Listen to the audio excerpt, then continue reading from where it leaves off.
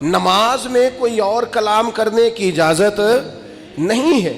ہمارے ہاں لوگ دینی مسئلہ سمجھاتے ہیں تو اتنا ان کے مزاج میں تلخی ہوتی ہے بعض اوقات، اللہ ماشاءاللہ۔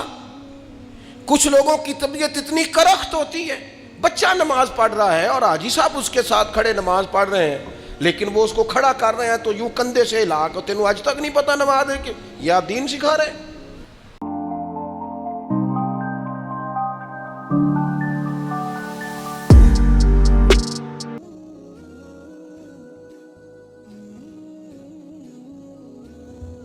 السلام علیکم ناظرین، کیسے ہیں آپ سب؟ امید کرتا ہوں آپ سب خیریت سے ہوں گے۔ آپ دیکھ رہے ہیں آپ کا اپنا پیور اسلامک چینل سمی ٹی وی، جس میں کہ آپ پاکستان کے سب سے بڑے مذہبی اسکالر پیر اجمل رضا قادری صاحب کے ایمان تازہ کر دینے والے بیانات سنتے ہیں۔ آج کی جو ہماری ویڈیو ہے وہ نبی پاک صلی اللہ علیہ وآلہ وسلم کے اسوہ حسنہ کے بارے میں ہے، ان کے پیارے اخلاق کے بارے میں ہے، ان کی پیاری پیاری باتوں کے بارے میں ہے۔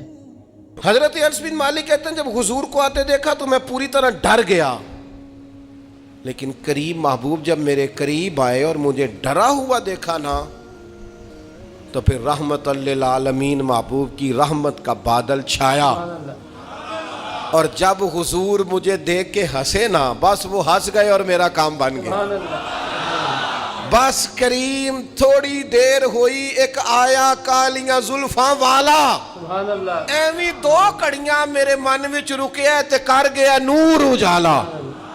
بات بن گئی، بات طبیعت ٹھنڈی ہو گئی، تو حضور فرمانے لگے میں نے کہا تھا جاؤ، گئے نہیں؟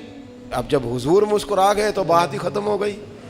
یا رسول اللہ صلی اللہ علیہ وسلم جانے لگا ہوں، تو حضور نے پھر شروع سے بات شروع کر دی، حضور جانے لگا ہوں، فرمایا جا دوڑ کے آ، پھر جو کہا تھا وہ کر کے آ۔ لیکن وہ بیچ میں جو دیر ہوئی تھی، وہ جو لیٹ ہوئی تھی، اور جو میں کہہ کے آیا تھا میں نے نہیں جانا، حضور نے اس بات پر مجھ سے کوئی سختی نہیں کی۔ میرے عزیز، اپنوں نے تو غلطی کرنی ہے، معاف کس کو کرنا ہے؟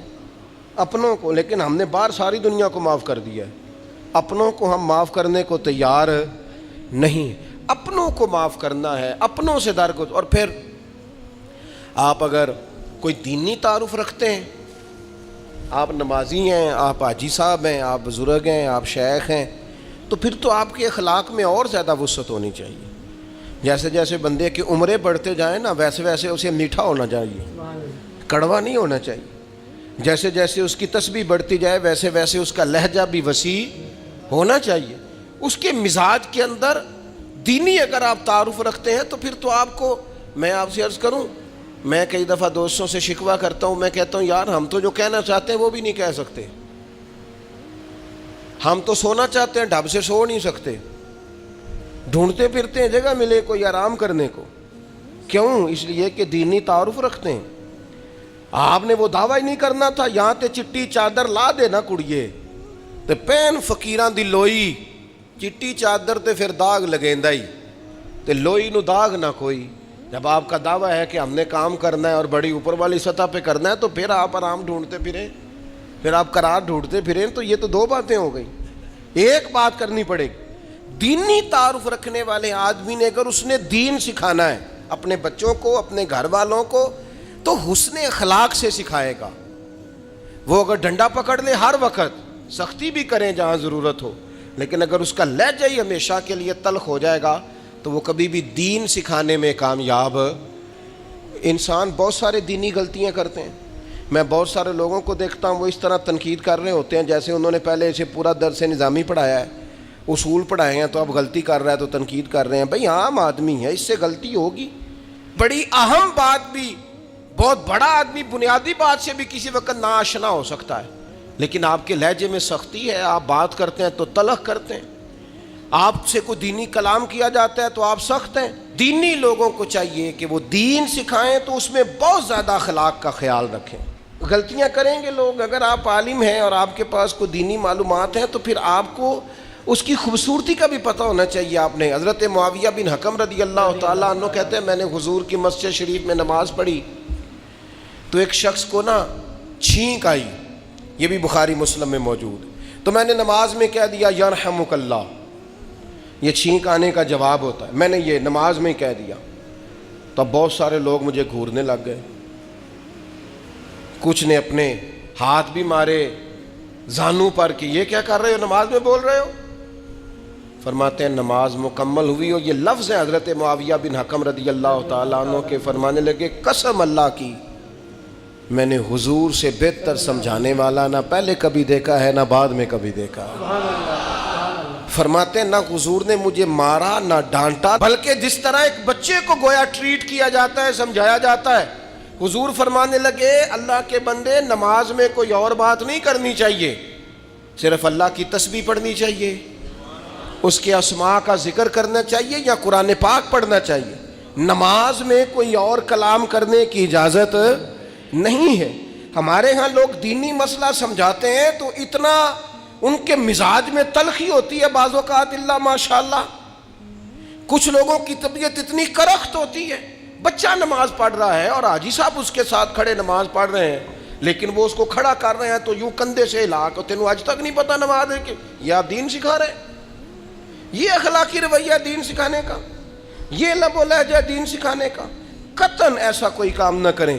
میں تو یہ مدارس کے اساتذہ سے بھی کہتا رہتا ہوں، میں کہتا ہوں نبی پاک نے کبھی کسی کو نہیں مارا، آپ بچوں کو ڈانٹیں کریں کچھ، لیکن وہ رویہ آپ اختیار نہ کریں جس کی دین اجازت نہیں دیتا۔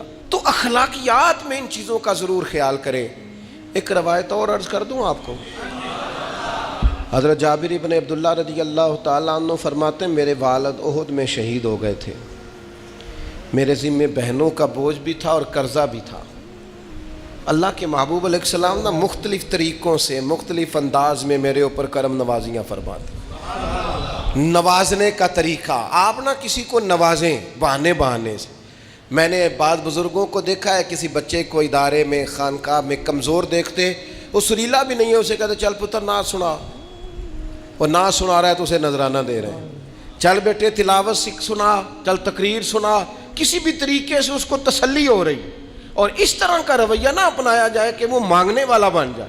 یہ اخلاقی بلندی ہوتی ہے آپ کی کہ آپ کسی شخص کو بہانوں سے نوازیں، اس طرح کا ماحول نہ بنائیں کہ آپ اسے کہیں کہ چونکہ تو کمزور ہے، غریب ہے، فقیر ہے، لہذا تجھے دے رہا ہوں۔ حضرت جابر ابن عبداللہ فرماتے ہیں، اور یہ بھی آپ کو مسلم شریف میں ملے گا، فرماتے ہیں کہ جنگ میں حضور کے ساتھ تھا، میرا اونٹ بڑا کمزور ہو گیا، بیمار ہو گیا، چل نہیں رہا تھا، حضور میرے قریب آئے اور پیچھے آ کے فرمانے لگے اسے بھگاتا کیوں نہیں؟ میں نے کہا حضور بیمار ہے کیسے بھگاؤں؟ تو نبی پاک نے نا اونٹ کو ایک درہ لگایا اور گویا پیغمبر اعظم نے حکم دیا، سبحان اللہ، نبی رحمت نے، نبی اکرم نے حکم دیا، فرمایا اونٹ بھاگتا کیوں نہیں؟ وہ جو سب سے پیچھے تھا وہ سب سے آگے نکل گیا۔ سبحان اللہ، واہ کیا جود و کرم ہے شہ بطحا تیرا، اور نہیں سنتا ہی نہیں مانگنے والا تیرا۔ سرکار نے حکم دیا، وہ اونٹ سب سے آگے نکل گیا۔ اب حضور گھوڑا دوڑا کے آگے آئے، فرمانے لگے جابر یہ اونٹ میرے ہاتھ بیچ نہیں دیتا، سبحان اللہ، سبحان اللہ، وہ بیمار تھا، حضور کے حکم سے بھاگا ہے، فرمایا بیچ نہیں دیتا۔ کہا نہیں یا رسول اللہ ویسے ہی رکھ لیں، فرمایا نہیں میں پیسے دوں گا۔